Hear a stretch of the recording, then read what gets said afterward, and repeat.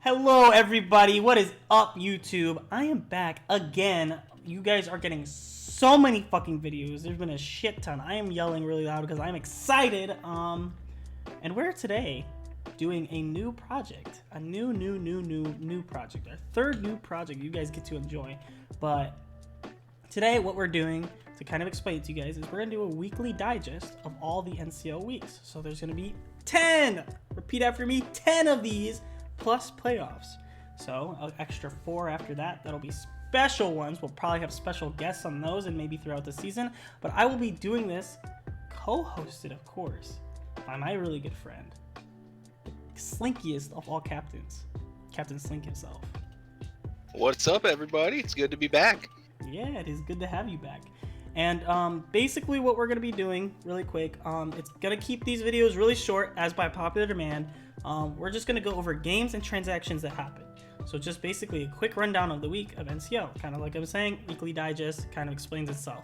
And we're just going to hop right in because like I said, we're going to make these shorts. We're going to keep these between 35 and 45 minutes. We're definitely going to talk about things, better plays, stuff like this and stuff like that. So I'm going to start on this screen. We have here is our season 2 standings, and as you can see, our Las Vegas Cinderaces are number 1 with our first ever 6-0 in the season. Not our first ever, but our first 6-0 of the season in week 1. Say definitely first one of the season. Yeah, first one of the season, because it is week 1. And here are the standings as of if playoffs were to start right now, and we'll kind of start that with every video. But Mystery CD has really created a really cool standings here. We have, once it gets down to playoff times, this will come in handy, which are 7 playoff teams, our 1 bye, and then the ones that miss, unfortunately. So yeah, we'll kind of go after that.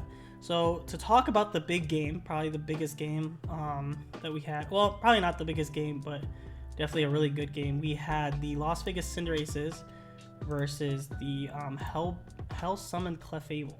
And as you see right here, Mystery ended up bringing the Necrozma Greninja Munchlax, which, funnily enough, I did expect the Munchlax to come on first look just because it does really well against all of his special hitters, Aaron's special hitters. As you can see, he has Spectre that came, which Spectre is just completely and totally walled by Munchlax. It can't touch Munchlax. It can't touch it at all, which really sucks for it. I mean, there is a Megalopony, which eats Munchlax's ass. There is a Zygarde, but as you can see later in the game, we're going to turn the music off so we're not fucking dying. But we're going to start off. He does lead the Greninja. Oh, I'm going to pause it really quick because the big thing that we didn't see that I was really surprised is the Mega Mawile and the Lando T didn't come. Yeah, I don't know why. I can see why you wouldn't have Lando, but Mega Maw? I can kind of like see it both ways. Mega Mawile had a weird matchup on this one just because it had a hard time like doing damage to things. Yeah, funnily enough, I never got in right. It'd have to get a good read on his Zygarde switch in. Obviously Sucker Punch for Spectre would be huge. Cresselia, it wouldn't be able to do a whole lot to Coco. I mean, it can still hit like you can set up on Cresselia, even if like we'll learn later that this is dual screens. Yeah. So it can do some things, and then it gets Focus Punch for Heat Train and stuff like that. Yeah. But yeah, basically, we see a lead. We're gonna go fast here. Kind of see it. This Rotom put in a lot of work on this. There's a kind of obvious play here, and you volt out. But I think this Rotom was really pivotal for this team. And the fact that Mystery Train, of course, you can't Toxic. Slink knows this all too well. That did a shit ton of damage too. That was unfortunate that miss, but that Surf was doing a lot of damage. I'm pretty sure that was maybe even offensively put in Tapu Fini. But here's where the big thing is. So I'm gonna go normal here. But this was the biggest thing. We saw Cresselia set up screens, and then the Munchlax Toxic'd it, which Cresselia does not get Heal Bell, so it can't get rid of it. And then here's the biggest play I think of the game that turned the whole tide. It's this double Toxic by Mystery onto the Zygarde, which he put the Toxic on which behind screens that Zygarde was just gonna set up and sweep. You weren't gonna touch it. Yeah, and that double Toxic was big. I honestly don't really know why. I guess he was trying to catch the Chestnut, but it was kind of weird to swap. The taunt was really cool on the Tapu Fini here. Let me kind of go. I'm gonna go fast again. But yeah, and then it was Nature's Madness. That was kind of utility Coco. It sucks about Nature's Madness missing. He missed it once. Yeah, that was really sucky. Listen, I've used it on Fini a few times last season, and it missed every single time. Yeah, it does it a lot for a weird reason. But 90% accurate move, everybody. But we did. I love the taunt on Cresselia. The taunt Fini was really cool, and Fini just started taking lives after that. And then Aaron tries to set up with his horse way too early, just to the fact that he can't touch Munchlax at all. And then you see him go back into the Zygarde, try to set up. I think he ends up swapping out here. Yeah, he swaps out. Basically, the premise of this game, I'm gonna kind of like go hyper fast through here so you guys can see, because it was a few turns. I'm gonna say once it got to this the certain point where it's just like, and then this part, this is where the game ended, when the Krozma came in and just started to set up, and it set up in the Cresselia, and it was just kind of over at that point. Yeah, we just see the stored power set up on the slow sub, but yeah, basically Aaron just didn't have enough to do anything by then. He had to sack the Spectre to break the sub, which he just ended up subbing again. Didn't matter. But I would have gone if I was there, honestly, to stop it. I know he's at ×4, so it probably wouldn't have mattered. I honestly don't even know if it would have broke. But if I was him, I probably would have kept going with Mega Lopunny U-turning if he had it, trying to break that until he could get a free swap in and then just hit his highest damaging move. It probably wouldn't have mattered just because his lefties and the defense. Basically, we just saw, I think the biggest play of this game, though, was definitely the double Toxic. That really helped because it kept the Zygarde from doing anything at all, even behind screens. I think Aaron, the best thing I can suggest for you before I let Slink talk a little bit about it, and we'll move on. But Aaron, basically what you need to do, there is not much. Matchup was definitely weird for you. I think that you kind of lost momentum, especially early game. I get you had a couple misses that really sucked. I think that like Toxic on Heatran was a little weird just because his swap-ins to Heatran was definitely always Tapu Fini, because it just eats whatever you want to do, unless you're like Specs Flash Cannon, and then even still it probably eats it pretty well. It doesn't take a whole lot. Fini's really bulky. So, like, it's kind of hindsight. I did like the taunt on it, but like the Toxic was definitely weird just because of terrain. And then set up Zygarde, just you kind of, I think he like swapped a whole lot. I think he just kind of lost sight of his like win con, and he really needed to like remember that. I think bringing the Spec Chair was a little bit, I guess like, he probably looked over Munchlax, but with somebody's team, especially Mystery, you should never look over him on, even Munchlax, because I should know, I got like clapped by Munchlax. But didn't you get 6-0'd by Munchlax? I didn't get 6-0'd, I got 3-0'd by it, but yeah. But basically, yeah, I think Spectre was a little bit of oversight. I think something else being there would have helped. Maybe like the Galar Darm would have helped a little bit more. Skuntank would have helped not get blasted by the stored power set, but you couldn't have known that. That is true. Yeah, I just think that the team honestly needs to be eked a little. I think Aaron just needs to find his footing. I think he'll be fine. I don't think you should take this to heart, Aaron. It was a 6-0, but you're going against one of our best players who drafted an amazing team this year. So I think that a little bit tweaking your team later on. Don't be worried to take transactions early. I know I've seen that you were really scared about taking transactions early. I know you want another couple games with this team. That's fine. I think you should do that. But don't be afraid to swap up the team. You have 11 total transactions. We give you, I know it's only 2 tickets, but with 11 total transactions, you have a lot you can do. You can basically swap up your whole team. And isn't the deadline for transactions week 7? I think it's week 7. I think we decided on week 7.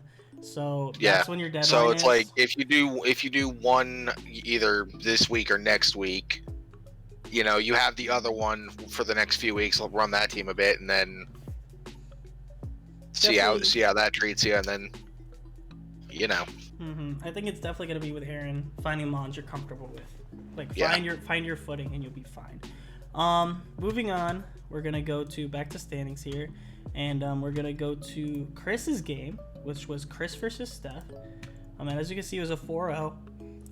And this game was probably one of the, like, funnily enough, one returning player in Steph who didn't have a great season last year, and a brand new coach in Chris. So I'm gonna play this on fast, or I'm actually gonna go hyper fast. Oh, there he goes. 60 some odd turns long. This game is long, but basically, what you see here is Steph did a really good job of keeping the Celesteela healthy and being annoying with it like you're supposed to, and he spreaded a lot of really good paralysis with the Superior, which I actually did tell Chris was gonna come, just because he had no answer for Rotom Wash whatsoever. Chris, for the first time, played amazing. There's two things that I have to criticize Chris that we've already talked about. He kept swapping, like you'll see later on in the game, he likes to switch Jirachi into almost like everything for no reason, just because he like is so reliant on Wish. Toxicking Celesteela. And twice. You'll see, he toxic Celesteela twice because Steph was swapping a lot in the game, as you can see, and he personally thought that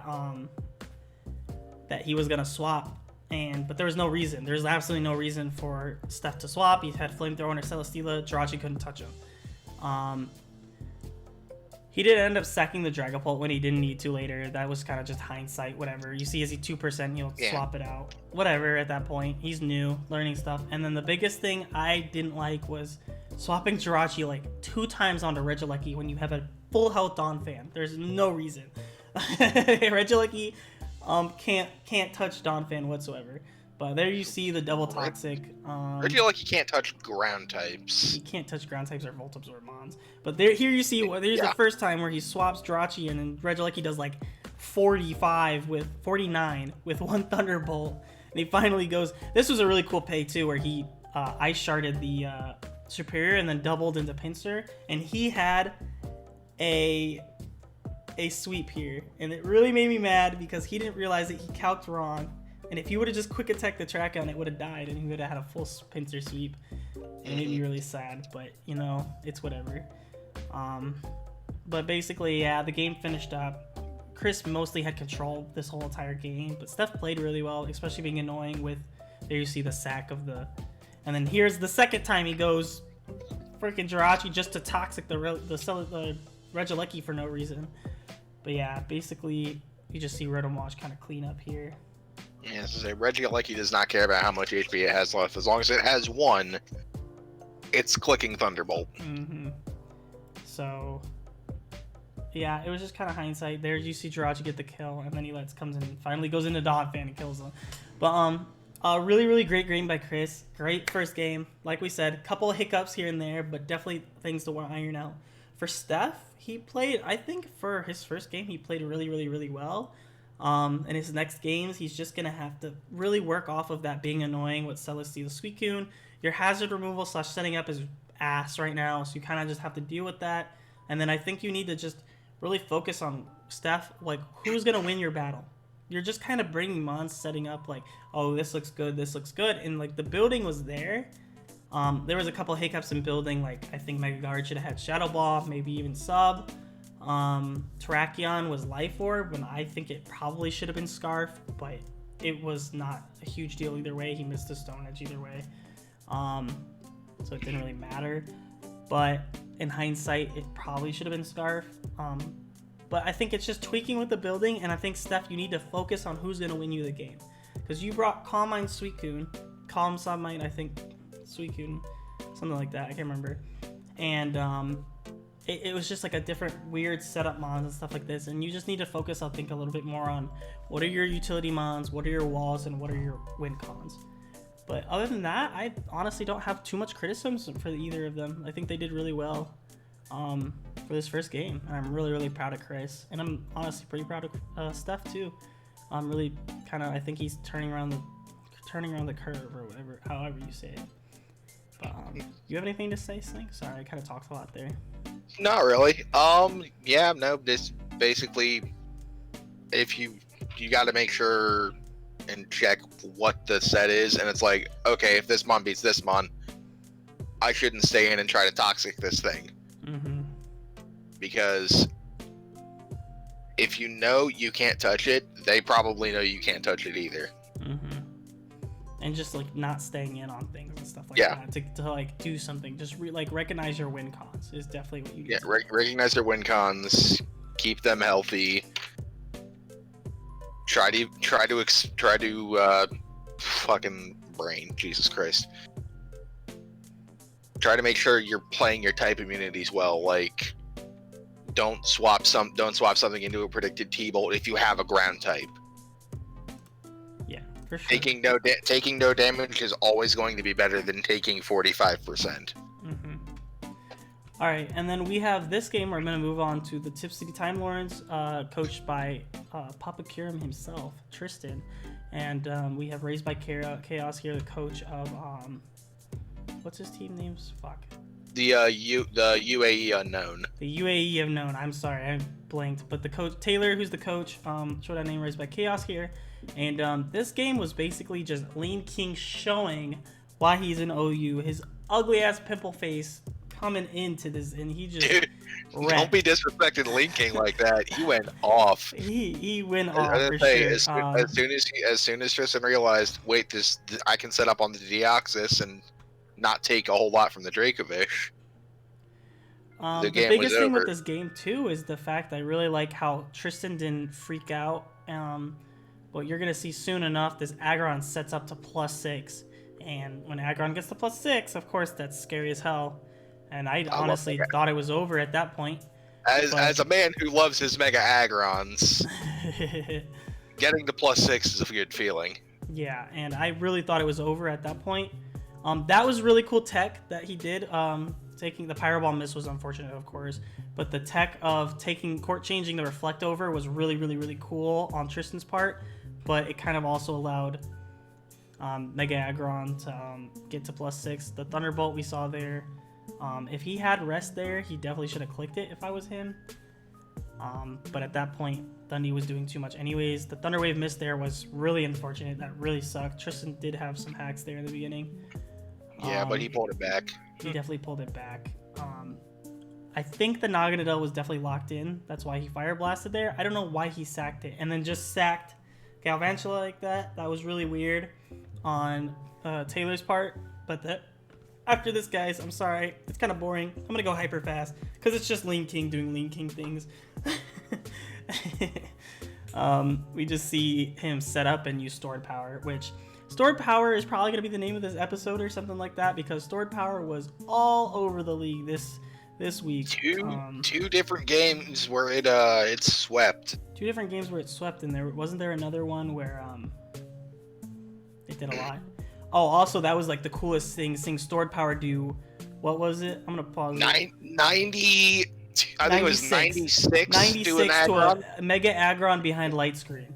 So, and it did like 70, 80 something to a Deoxys defense behind light screen too. So if that shows you anything, Lane King said, "Hold the nuts," really quick. I don't know why the Blossom was here. We never got to see it hit the field, so I guess we don't. I actually do know why the Blossom was here. Don't spoil it then. We're not gonna spoil it for people. We're not gonna release sets here because I don't want to get in trouble. But we don't know the tech yet. I'm a little scared that the Blossom's here week 1 already. Tristan said, "I'm going all out this year. The Blossom is here week 1." And Lean King. I know why the Blossom was here. Lean King made it to where it's like, you know what? I got this. Yeah, Lean King said, "Blossom, we don't need your skills yet. We don't need your ultimate power. Sit back, let me do the work." And it just kind of went like that. Biggest thing for Tristan is I think he did a really, really good job. The pros, I think he did a really good job of not freaking out with the Mega Aggron. He had to sack Thundy for it, but it was definitely a great trade-off to get it low. And then bringing the Kyurem in. Biggest thing with Taylor is pros. You didn't outbuild yourself. That's what I love. Thank you. No, Taylor built a great team, and if he can keep doing that, and you stand a chance. This team was really good. Play well. I liked it. His team is scary. Your team is definitely scary, and you brought a really competitive team. You didn't outbuild yourself. You didn't outpredict yourself. You didn't run any weird gimmicky sets. Yeah, I'm gonna thank you on. We know we're gonna see some throughout the season. We know, and that's fine to do it. I love the tech, whatever you guys want to call it. But I'm really glad that you took this battle really seriously and brought what you need to bring. Biggest things are, I think you need to do. I think don't overcompensate or overpredict on Tristan's part, because like you sacked the Naganadel for no reason when you had Mega Aggron, even though it was at like 20 something percent. You ended up not having rest, and you obviously you didn't know the Kyurem was locked in yet, but I still think Mega Aggron low, that's what you sack at that point. That because I think Naga is too big of a threat for the rest of his team to really like sack it like that, because you fire blasted the Kyurem. It obviously wasn't even a roll to kill. I didn't think there was a point to that. I think you need to calc maybe for that, and then you just ended up sacking the Galvantula. If your Naga is Scarf, and then you still didn't know the Kyurem was Scarfed at that point, but I still don't think you send out like your Naga or your Galvantula on there, because there was always he pressed Freeze Dry twice in a row, and your Naga was Scarfed and something else. But okay, so Taylor actually posted his team in match discussion. He did have rest on Mega Aggron. Yeah, that's what I'm saying. He did have rest because we saw it, because he ended up resting up. That's what I'm saying, though. I think you just take the chance that the Kyurem is choiced in some point, and you like that's your best sack at that point. Either that, or you go straight to Deoxys defense, which you still had with Light Screen, who would have tanked it if you were scared about damage on your Aggron. I don't think there was any reason to stay in with Naga. I don't think there was any reason to ever go out to Galvantula there. But other than that, I think Taylor played really, really well. It just Lean King just went fucking ham. Once Lean King came out, he had nothing for it. But look at him. Look at that smile. He freaks me out. So, he's sometimes that just happens. Lean King looking at me weird too. Look at that smile, dude. He said, "Yeah, bitch, come here." Yeah, I'm happy to see you. What's up? All right, so moving on. We're going to actually go to. We're gonna let Slink talk about this one because it is his game. Yeah, the game was well. I thought it was a good game. It was fairly close most of the time. It just got to a certain point where I made one major misplay, which made me have to play from behind, and Will is really good, and I just couldn't pull that off. Mm-hmm. It's And once that Milo got its Flame Orb knocked off, it just once I was gonna say Milo got its Flame Orb knocked off, so it wasn't doing anything for a physical defensive thing. I will say I do love your Zarude's name, even though I hate Zarude. I do like Mojojojo. Yes, dude, Mojojojo is the greatest. You press knockoff twice. I think that's the big thing with your Gliscor. Like, I get why, but I think did you have U-turn on it? Yeah, turn 10. I did not. You did not have U-turn? Okay. Well, at that point, did you have like rocks or anything? Hang on, I can pull up the team real quick. I want to say it was It looks like your only rocker. It was actually my defogger. So you didn't have rocks? I didn't have rocks on the team. What was it? I don't. It was knock defog roost and EQ. Okay, well at that point then I think that it would have been better to just get rid of the rocks right away. Yeah, rather than knocking again, just because Weavile was kind of obvious at that point. Yeah. Just because you had already knocked him off, he kind of figured if he took a U-turn, he's never dying to it, and Weavile kind of like either defog or click EQ. That's a small play. I think that knocking off. I get why you knocked off, but I think that in hindsight, hindsight's 2020. Hindsight is definitely 2020. But in the game, I was even thinking it because I did watch bits and pieces. But well, it's like I thought the EQ was obvious, so I figured he might go into Corv. Yeah, that would make sense and stuff, but like, I think he just figured you'd knock again, you know? So yeah, he just went Weavile. I also think he thought you'd probably defog, bring the Gliscor hard like that. So that's probably why he went in. But, say turn 10/turn 11 was probably the biggest misplay of the game. Yeah, so you went hard Mega Gallade here, which was you said you calced wrong. I calced wrong. Okay, because I like thought I was... could live it on like 2%. No, unfortunately, Mega Gallade's weirdly bulky on the special side, but defensively it doesn't live things. Especially a Weavile at +2. But yeah, there definitely should have been. Then we see the next turn where Mojo comes in yeah. and kind of pulls my ass out of the fire a little bit. Just a little bit, because that Weavile was about to sweep. It's really cool. I did love the knockoff on the Mew. Then you sack the Mojo Jojo, which kind of sucked. I wish you kind of would have went into Aegislash, but at the same time, I get it. I didn't know what the Mew was, and it's a Mew. I mean, you also knocked off too, which could show that it's either defensive, or it showed taunt, which also shows either setup or defensive. So I saw taunt leftover, so I'm like, is this a weird offensive set? Is this a defensive set? I have no idea what Mew does. And then the cool play though, I love how Thundy got the roll, killed the Clefable. The Clefable did nothing. He got sacked and died. That was basically my entire thought process going through that turn was, all right, Thunderbolt's a roll to kill this Clefable. It's a low chance, but if I get it, I'm back in the game. I have a shot. Yeah, and what's crazy thing is you definitely were back in the game, and I love eventually got rid of the rocks. I think it was a little late, but you got rid of it. The Mew was definitely utility knockoff, which sucked ass. Yeah. And then Toxapex became Toxapex. I'm gonna go hyper fast. Yeah. Toxapex stall. You never got the burn though, which was cool. It didn't really matter, but no. Gliscor doing Gliscor things. Yeah, and it's like you were Dark Pulse. That's cool. Yeah, I was. I want to say my set was T-Bolt, Dark Pulse, Focus Blast, and Agility. Yeah, I think that you, as much as I hate saying it and then this thing lived on 8, stupid fucking Toxapex living on 8%. But I think you should have prioritized the Thundy a little bit more. I think you swapped a whole lot and kind of took damage and kind of like moved around things. I personally would have played a little bit riskier with the Gliscor, instead of like taking so much damage on the Aegislash.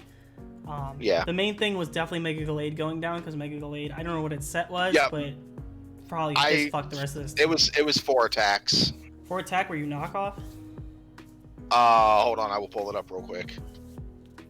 Because like the only thing I can see that... Yeah, I was Knock, Drain, Poison Jab, Zen Headbutt. So what was really cool was you 100% just stalled out the rest of his team if Mega Gallade was on. Exactly. You just did massive damage to everything, and then Zarude/Aegislash could come back and help out with the cleanup. Yeah, no, if I hadn't sacked Mega Gallade, this might have been a different story, but miscalcs. Mm-hmm. So I thought it was a well played game aside from that one huge misplay. Yeah, for sure. I think the weird thing was even against Will's a really good player, so I don't feel bad about that. No, not at all. I think it was a lot closer game than it appeared to be originally. It was 49 turns, and I think Slink really brought it back because it looked like it was going to be a 5-0 to 4-0 in this game for sure, and he pulled it back to a 3-0, which I think is still more than it shows because the Toxapex 100% should be fucking dead. But it's Toxapex. It's Pex. I'm basically thinking for Will, it might have been Spidef Pex. I think Will played great. Biggest thing is I think it's still team comp. I think team comp is still a little iffy. Gigalith felt really weird on this team. Hippowdon just felt like really, really good. Excadrill not being here was really, really weird, just because it was Flame Orb, Milotic, and then Gliscor, and that's like after that everything else just got annihilated by Excadrill. And then if you ever get to +2, like the Gliscor gets hit really hard by Iron Head. And then with what happened to Milotic dying early because of Weavile, like Excadrill would have went in late game as well. I'm not saying anything because it worked. You won. You played really well because it's Will. He always plays really well. But it's definitely, I think team comp feels weird. But other than that, yeah, not much I can say. Just don't sack your Gallade. And then I think keeping your Mons a little bit more healthy, I think should be your priority. just with your team, just for like this analyzing what damage, threat assessment, damage assessment especially, and basically just that. But other than that, it was a really great game. I enjoyed watching it, and we're just gonna move on from there. And we're gonna go pretty quickly. We got about 10 minutes left in the episode, so we're gonna go really quick. We're gonna go to probably one of the more meh games. Like, it should have been a lot more of a blowout, but it was Trick Room against Rain that actually didn't come. I'm gonna show it really quick. We're gonna talk about it. Turn 1 was the turner of the game. I think that turn 1 that kind of just sealed Monster's fate. He let Spec Zapdos blasting Slowbro out of the water, kind of just. And then there's this team not having any answers for Zapdos whatsoever. Yeah. And then Volcarona putting in Volcarona work.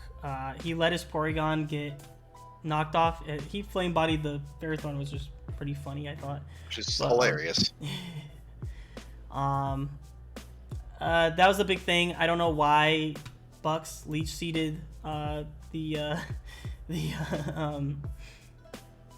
fucking Magic Bounce Mon, especially when he was faster, like in Trick Room, so technically slower.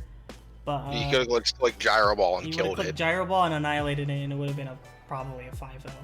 But Monster weirdly put this back. He had no answers to Zapdos, of course, as we can keep seeing. But that was a lot of damage. But basically, yeah, there's not much to talk about other than the fact that I think Monster just has to analyze the fact that because he's so dominant on Trick Room, you can't let your setters die. Yeah, you need to prioritize your setters. And then with Buxton, you get the flame body, of course, because freaking Volcarona flame bodies everybody for no reason. I still don't know how Rillaboom lived that, but with Buxton, I think that was really cool not bringing Rain. But I think that it was just hindsight on building. I think it was just building. He should definitely have somebody. Mystery kind of said it in the analysis for this week, but definitely have somebody look over because he brought Moonblast Sylveon when Hyper Voice is just better. Not clicking Gyro Ball there was definitely hindsight. There's no reason to ever click Leech. Just things like that. Basically, yeah. Monster, focus more on Trick Room, funnily enough. And then Buxton, I think you played really well, but I think you need to analyze just your moves and stuff and don't overthink it. But yeah, things like that. I just think he had a couple misclicks, couple mispreps, and that was really the only thing he kind of let Monster in the game back because of it, but basically like that. Next game we got is the last one. The only one, I think this one, I'm going to be a little bit biased. I think this was probably the best game of the week. It was a really good game, and aside from one massive choke. I choked the shit out of myself. You guys should definitely go watch that video if you haven't, the Team Builder and the Battle video. I had this game in my hands. For how bad of a matchup I had, I played out of my mind. These first couple turns, definitely, I faked out the Lando. I was scared as shit. So on this thing, the reason I swapped here, right, is I was going to stay in and just kill this thing. I was going to take the damage and just kill it, right? As soon as I pull up the calc, if you watch my battle video, Slink, Earth Power killed. And I was like, how? Why, Mega Medi? Why have you done this to me? So I had no swap in. So this was my best mon. It was Spadef, and I think it took like 30. It actually ate it up really, really well. And then he crit. So it did 66. Yeah. And that was really unfortunate. So I set up the light screen. He sludge waved. I lived. Great. So the reason I swapped to Mega Medi here, Mystery CD kind of analyzed this and said, I don't know why you did this. I kind of explained it to him. He said, okay. But I needed this Grimstar for Hawlucha. Like, I was just going to lose to Hawlucha if I didn't paralyze it and outspeed it with something. So I was like, at this point, Mega Medi was the first to go. As much as Mega Medi fisted the absolute shit out of Smith's team, he was the most expendable in the fact that he like just did the least. I swapped in. I only took 38 from the Earth Power, and he got me good with the Earthquake. He's being mixed. I figured he might be that, but I had to hope. I came in to revenge it. I think this was the turning of the game. Like, if I would have won, that would have been the turning point. Is he just let the Lando die, which was really weird to me because I had to icy win. There was no way I was not icy winning You can even see on my battle video, I was like, best case scenario, he lets this die, and he did. I don't know why he didn't do that. I don't think he knew you had Icy Wind. Which, like, Icy Wind is a really niche move on Gengar. You're welcome, by the way. I was gonna run it anyways. No shit. But I did really good with pivoting. I think Silvally did great. Here's Zaman, my misspelled fucking Garchomp. I think I did really well with what's the word called? Not baiting, but like training Smith to go into Tapu Lele on the Garchomp. It was one time, but I set up rocks, making it look like either bulky a setup or like just bulky in general. He goes Torn, which is really cool because I get the Toxic. I was glad. I was like, this is a free Toxic to Torn, which is great for me. And then that's just a free parting shot again. Like he can go into anything he wants. I just parting shot again. I went straight back into Garchomp again because I know he'd be scared of like Scarf or something like that. He U-turned. I was fine with it, the damage on it. And then this is where I hit Big Brain mode and I Iron-Headed. Me and Slink were both right in the bulky Lele and he tanked it like nothing. But at that point, I had to make moves. I Iron-Headed again. I know I'm going over this one a lot. It's because it's my battle, sorry. Yeah. And I think it was the best one. Basically, it was a really good battle until the last 3 turns. Yeah, but basically, I love that. That was a big turning point too, staying in with Garchomp on Tornadus, knowing that he'd U-turn, thinking I was trying to save it, especially if I was Scale Shot or something, you know. So I stayed in and got my rocks back up, which really, really helped. Raikou just did Raikou things with Calm Mind. This is when I wish I was leftovers, but at the same time, it was like, whatever, I got the kill. So I didn't care all that much. It killed like 2 things. Like I killed the Tapu Lele too. Yeah, he sacked it to get terrain up. I think biggest thing I could say, because I faced him against Smith, is I think you need to do a little bit better not forcing your Mons in. Let them like get in at their own pace and what they want to do. I got lucky here I got the full para.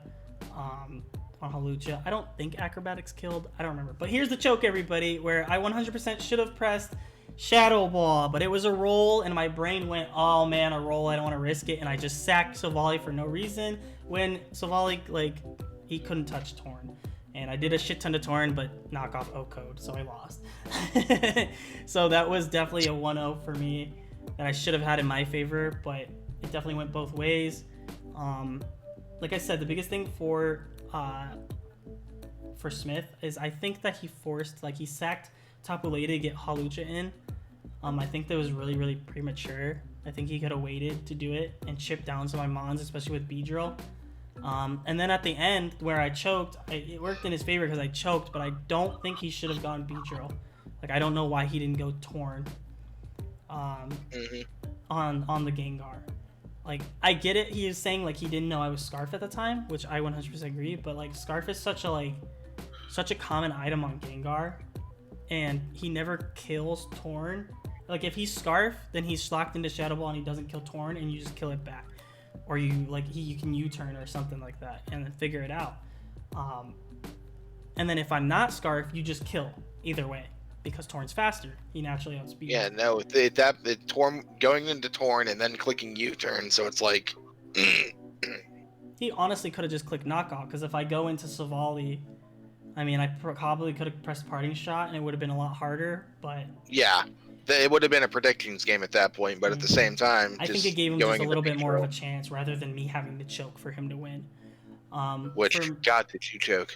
For me, I think for criticism on myself, it's not going to sound like criticism, I think. I'm sorry, but I think the team comp was just weird to begin with. The team was shit, and I did not have a good matchup. Definitely the swapping around in the beginning sucked, but I think I still did the best thing I could have done in that situation. Maybe I could have done something better, but I'm happy with what I did. I think I made really, really good predictions throughout the game because that's how I play. I love making predictions and stuff. But the biggest thing is just not fearing rolls and not choking. I'm a big person of I get scared with rolls because my luck is utter shit. So I'm always I'm never gonna get this roll.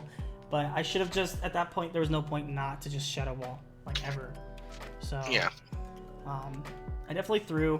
Because even if I Shadow Ball, I do and I don't kill the Mega Beedrill, he's almost dead. I go out to type null. He drill runs. I'm like at 25, 28. I think I was something around there. I kill the Mega Beedrill next turn, and Torn like literally can't touch me. Like he has U-turn knockoff and probably last move Hurricane, so he can't touch me whatsoever. If he had Heat Wave, oh well, I lost. GG's if I didn't get the roll, but at that point I gave myself more of a chance.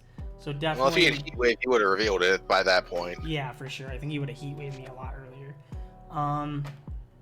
But yeah, basically I thought it was a great game, and that concludes week 1.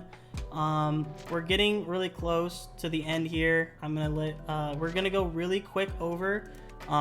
We had only one thing of transactions, which was me. So my team has changed. You guys probably know from all my videos, but if you don't watch my videos, Mega Medi, Grimmsnarl, Entei, Hitmontop, and Empoleon are all gone. Dropped for Mega Houndoom, Diancie, Torkoal, Slowking, and Zapdos Galar. It 100% makes this team a lot better.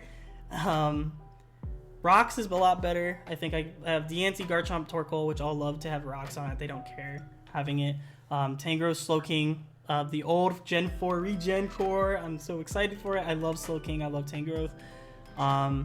My removal is a little meh with Silvally and Torkoal, who both are very like 4 move syndrome sometimes, and then Zapdos, who's like half a defogger, if that makes sense.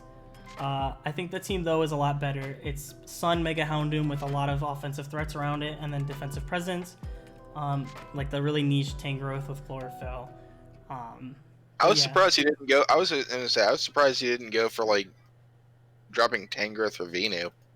I was thinking about it, but I like the bulk, and I love the regen core, and Tangrowth gives me a funny Chlorophyll mon anyways, so... Not to mention, if you had dropped Tangrowth, I probably would have picked it up. Yeah, so, and we didn't want that, because Slink's team's already gay, so... What's the matter? You don't like Aegislash, Arcanine, Gliscor, Milotic, Galarian Weezing? No, I don't like it, Slink, but thank you. Thank you for having to name all of those in my nightmares for tonight. But I luckily don't have to face them until week 5, so we have a while. But that's going to conclude our weekly digest. It was a little bit long, but it is within that time restraints. Thank you guys so much for watching, and catch us on the flip side next time. But definitely tune in, watch all my other channels if you can, and maybe we'll have in our next weekly digest, Slink and me will have a visitor. Let's see. Let's hope. You'll definitely have to tune in to find out. But catch you guys on the flip side. Bye. Bye-bye.